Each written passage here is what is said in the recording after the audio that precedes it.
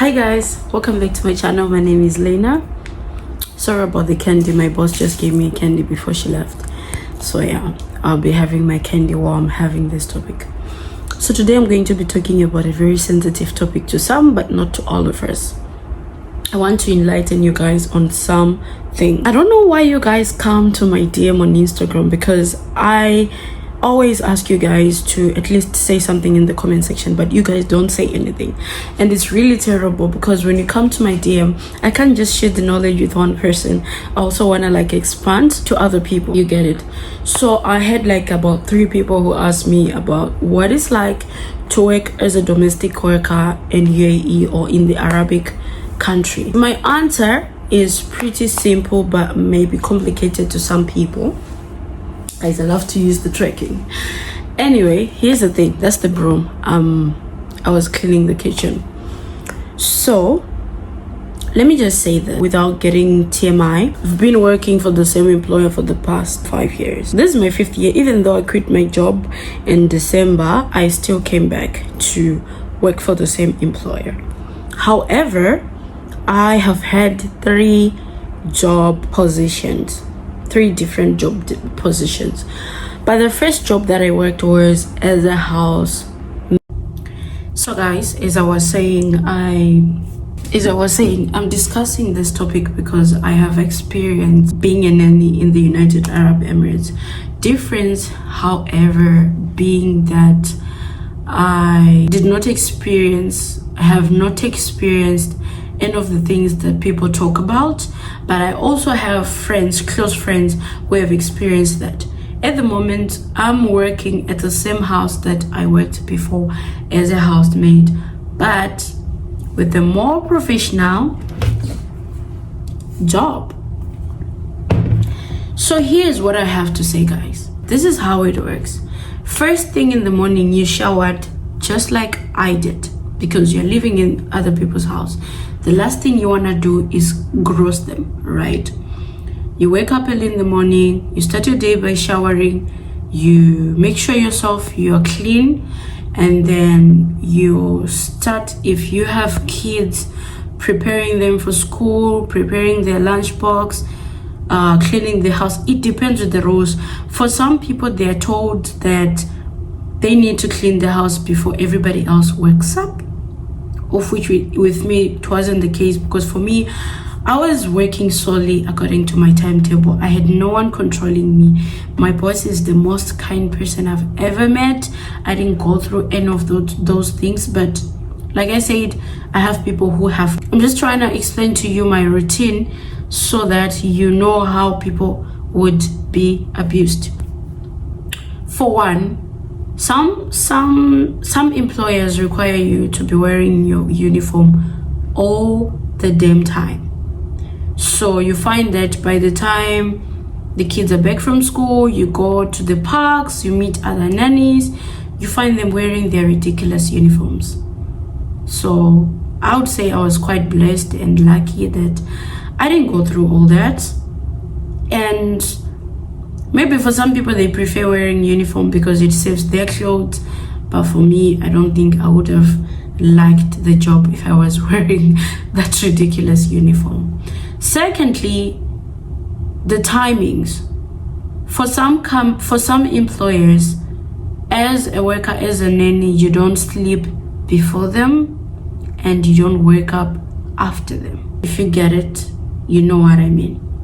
They have to go sleep whilst you're at work, and you have to stay behind, maybe doing dishes. Maybe nothing wrong with that, because I was also doing dishes for the night, and when I'm starting the day, I'm just starting the day afresh. I don't have dishes from the previous night unless someone woke up in the middle of the night and drink water or something like that, which is normal. But I also had that, not a rule, but it's something that I did out of me doing it, not out of being told that you don't leave the dish unwashed. No.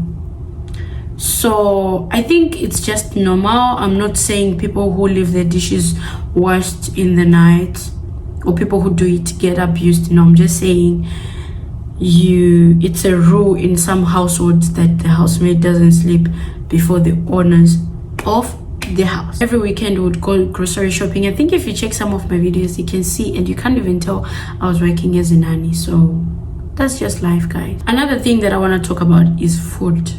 Now, I know someone who was very close to me. Sorry guys, I drink coffee every morning. I know someone who was very close to me who used to be limited food-wise. They would buy one loaf of bread and expect that loaf to at least spend 4 days in the house. Of which with my family, however, it's my family because we are one family. If you come to our house, you can't even tell who's the worker, who's the boss. We are one. So in my family, however, people just don't like bread out of them not liking bread.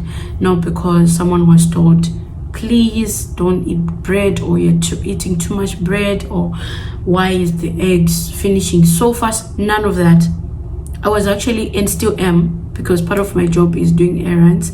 That's why you see me, guys, I run errands all the time. But part of my job was also writing grocery lists of the things that I want to use for the house. I didn't get all that treatment of the food is running out quickly, because that goes to show you how proud I was and still am of my job. I'm just giving you guys an enlightenment to show you that every employer is different. Not everyone you work with is kind enough to be like my boss. Let's talk about off days. Other employers don't even give you off days. You only get to go out on your vacation after 1 year. Others, you go out, but you don't, like, you go out in the morning and come back in the evening.